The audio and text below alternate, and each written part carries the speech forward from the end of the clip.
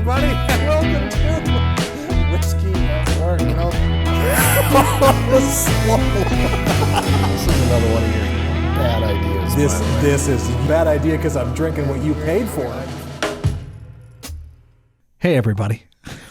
Welcome to Whiskey at Work. Why? Because I have on this. Now this you is a can see camera. yourself I and can it's a see deal. myself. I'm surprised we haven't figured man. out how to get your picture on one of these televisions so you can sit around here and stare at yourself, you egomaniacal Let's do that. whiskey snob. Let's get it on there. It is Mark Houston, it is Rob Henry, and it is Gabe Aldridge. Hello. How's everybody doing? With Good? the spirit of Dan Bruner. The spirit of Dan. Dan couldn't be here today. He half forgot didn't wanna be and here half today. got busy. That's I what he think. told us. Yeah. Well, I don't think this is Dan's favorite type of whiskey today. How do Although I he's get coming out? around. He's He coming is. around. One right? day. Yeah. He Yeah. is. I mean, we've He'll we've be had drinking peated whiskey in no time. I don't know about that, but I can get into the, like I was telling you guys before we started, I went home and tapped into the spring version of the Shunkashuto after the Centauri. You have all 4 bottles of that. I do though, have right? all 4. And- But I only opened the spring because, it's spring. It's spring. You're so predictable. I love it. I got a few weeks left before I can open the summer one. Oh God. What we're doing is I don't know how many parts to this we're going to do. We thought 4, maybe it'll be 3, maybe it's 5. I don't know. Depending kind of how much It's how much dependent- Gabe wants to right. haul to town. Exactly. How much he wants to bring in from his own collection. Gabe is in the military in the Air Force, and he spent a number of years. How many years were you over there, Gabe? About 5. You were 5 years in Japan. About 5, yep. Okay. And that's where you kind of discovered this passion for not just whiskey, but Japanese whiskey in particular. And we met you on a Facebook group, and now here we are. Here we are. Sitting We've been and- enjoying it or regretting it ever since. Yeah, we're not going to tell you which one it is. Hating me more and more. But this has been fun to learn about a whiskey that I don't think still a lot of people are super familiar with. They'll go into a liquor store and you'll see your standards, and maybe you'll be like, "Oh, I'm gonna up my game this weekend, and I'm gonna buy that bottle of Woodford." I mean, they're not turning around and looking behind them in a lot of these aisles. Or further down the aisle even. Exactly. And so, Gabe, that's why it's been fun having you be a part of this, because you are very well versed in Japanese whiskey. And last week we talked about Suntory Toki, which I think we all agreed is kind of a good place to start if you're going to get into Japanese whiskey. That's almost, to me, is a place where anybody that wants to get into whiskey can start. It's so Yeah. light and Super easy sipping. easy and about half fruity, and even that Shunkashuto Spring was a little heavier than that Toki. Right. I would recommend that to anybody that wants to, just get their mouth in that burn mode. Right. Even though it's not super hot. And it's been fun to learn about the history of Japanese whiskey too. That's why you're here. That's why. Oh, that's why. Oh. That and his Finally, 300, I know my 300 plus, his 300 plus bottles that he's got at home too. It's like I said, it's pretty fascinating history. Japanese whiskey is pretty young, all things considered, when it comes to whiskeys across the world. And we, like I mentioned, we talked about the Suntory. There are 2 major companies. Am I right, Gabe? In Japan, For the most part, I mean, the 2 biggest that you're going to hear about, especially here, is going to be Suntory and Nikka. And that's what this is. This is from Nikka Distillery. More specifically, it's from Miyagikyo Distillery. So Nikka, for the most part, well, really, has 2 main distilleries, and that's Yoichi. It's further north near Hokkaido. And then Miyagikyo, which is in Sendai, which is more southwest, I believe, in Japan, but still pretty north comparatively. Yoichi is more of their peated expression, single malt, and Miyagikyo is, I believe, also lightly peated, but more on the fruity side of things. I actually am a big Miyagikyo fan. Of the 2, I prefer Miyagikyo.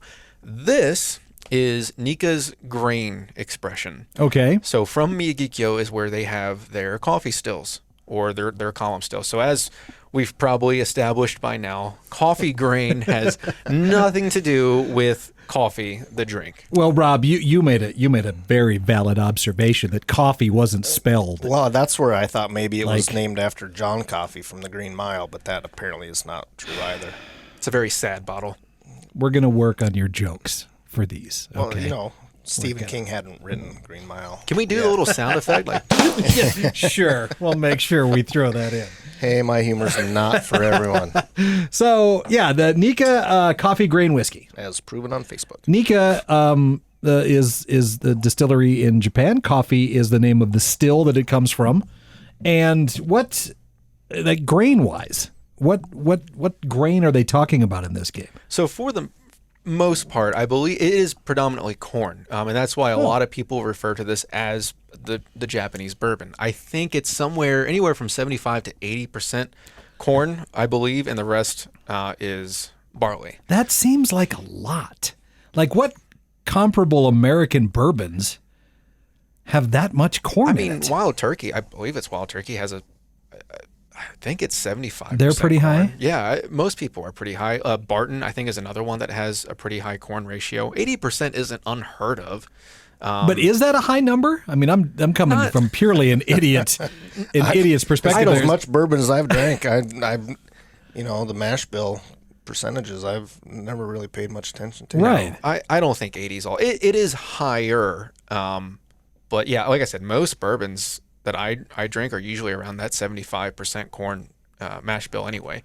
So yeah, this is pretty high. And again, I think it's anywhere from 70 to 80. I'm not exactly sure, but yeah, I mean it's mostly corn, similar to bourbon. I think the secondary is barley. They're using a coffee still or a column still. The only really difference is where it's being distilled and aged and bottled, that being in Japan, and the casks they use. So they are not using predominantly, they may use some, but not all new oak casks. I'm pretty sure for the most part it's more than likely ex-bourbon casks that they're using. Well, and what's so interesting about it as well, because almost all Japanese whiskey is really modeled after the Scotch way to make whiskey. So to come across something like this from one of the two major distillers in Japan that's got a lot of corn in it seems like either like, hey, we're just going to try something new and see how that works, or why did they make it so corn heavy? Yeah, I'm curious. I mean, I don't follow the Japanese agricultural community all that closely. Rob, I don't know. I wouldn't There's think so that many they great had websites. they would have a lot of room to be growing a lot of their own corn. Is it? I mean, is the corn from Japan as well? I'm not sure. Okay, They very well might be sourcing it. And there's no rules against that. So this does fit all the Japanese whiskey regulations set forth by the JSMA. This is 100% Japanese whiskey. It's all grain that is distilled at Miyagikyo Distillery and bottled in Japan, or aged in Japan, bottled in Japan. So this is Japanese whiskey. It has a brother, Nikka Coffey malt, which is not 100% Japanese whiskey. That has some malt that was distilled at Ben Nevis Distillery that they mix in there. Now, I know we talked a little bit about this last week, about these new rules that are coming out, or that have come out recently in Japan. So, real quick, Gabe, what was it like before these rules, and what has really made it change now? It's kind of, Japanese whiskey is kind of the Wild West, and it still really is. I mean, the JSMA rules are not government binding. There is no legal backing to any of it. All of it is based upon if you're going to be a part of this association, kind of like the Scotch Whisky Association. These are the rules you have to follow. So because they did put forth those rules, there are a lot of distilleries that are already meeting those standards. Okay. And they're going to keep meeting those standards and improving upon the transparency of which whiskeys meet those standards. But, there are still companies out there that export to the U.S., and if you're not part of the JSMA, there's nothing stopping you from calling it Japanese whiskey when it's not. Only applies to people who are part of that association. So we still got kind of a ways to go until some big changes are made. Yeah, so you can be just this crazy distillery in Japan and be like, I ain't following any of your damn rules. I'm going to do whatever I want. I'm going to we're throwing in actual coffee grounds into this one. Yeah. I mean, that's, and they can lay. They can. God, that's shady. So, I mean, the thing is, though, if they choose to do that, they're not going to be able to work very well with other people. And, they might lose some money, or they might not get as much funding, or they won't get the marketing. But, yeah, they very well could. My hope is that soon there will be some legally government binding document somewhere in Japan that lays out this is Japanese whiskey. But more to come. And even the rules that do exist right now, they don't even fully go into you have to do these things until 2024.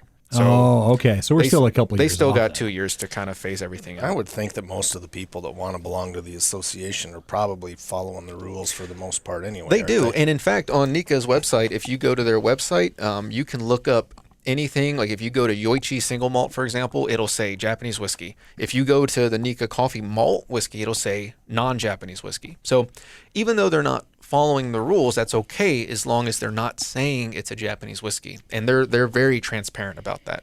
And that's one reason why I like Nikka a lot. So again, Nikka was founded by Masataka Takatsuru, who trained in Scotland for years. He initially went and worked with Shinjiro Tori, started Suntory, and they kind of had it out. They kind of bickered for a little bit, and eventually Masataka left, and he founded what is known as Nikka, and he brought over some stills, the coffee stills being one of them, just because he liked them. He thought they were good, and he wanted to make something involving grain, and Nikka Coffey grain was born. I think this version came around in 2014, I think, though. So it's a relatively young brand to begin with. Oh, yeah, and there was what I call the Age-mageddon. Well, a lot of people call it that, but Nikka got rid of a lot of their age statements. You don't see Miyagikyo age stated. You won't see Yoichi age stated. They used to have age statement versions of this. You'll never see it, just because they don't have the stock to do it. So the fact that these are still around are probably an indicator of, it probably is a little bit more on the young side, but I think it's good. It doesn't taste young. It doesn't taste young. Not at all. And I can definitely taste why people would call this a Japanese bourbon. It has those, but it's still, on that very first taste, the first thing that went up my nose was that Scotch taste to it, which, obviously you're swallowing wrong.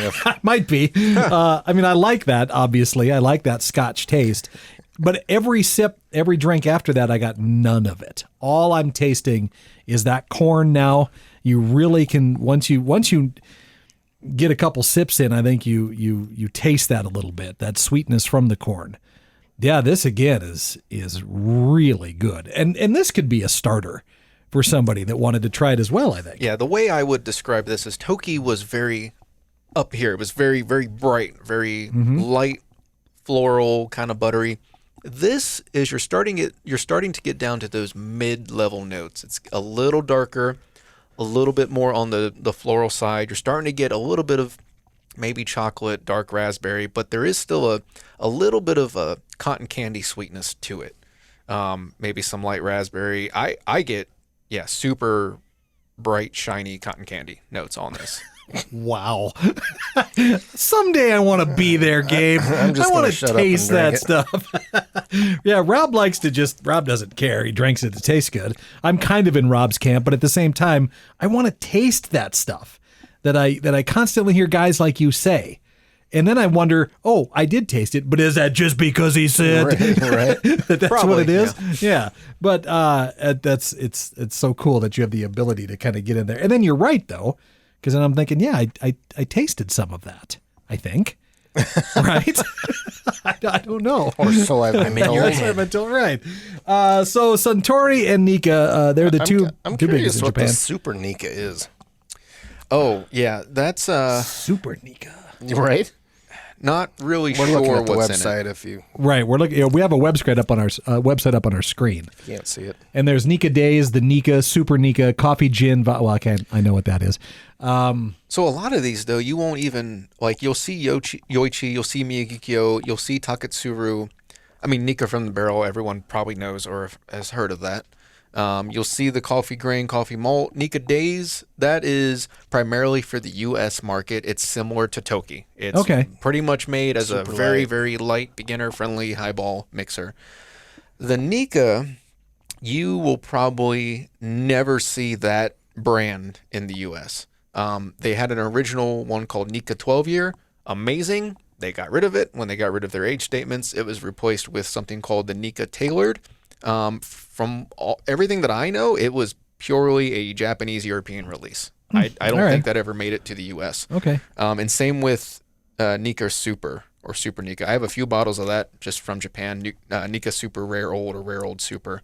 Well, then I guess I know what we're having next week. Yes, very well done. Perfect.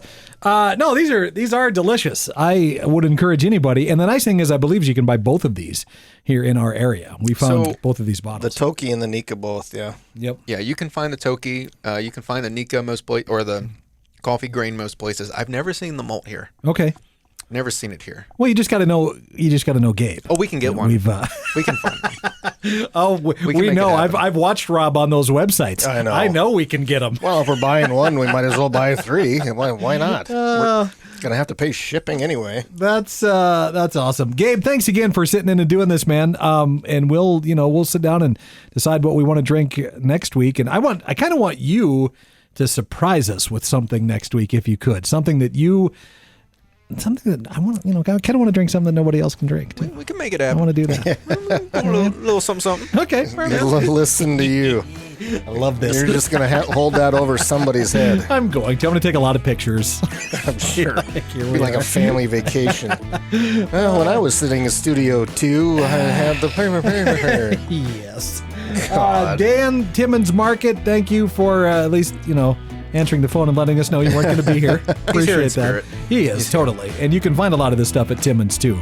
I know he had the Toki and he's had the coffee malt there as well. So. He has the coffee grain there. Yeah, he brought the coffee grain last week. Perfect. Okay, thanks, you guys. Appreciate it. Thanks so much for hanging out with us here on Whiskey at Work.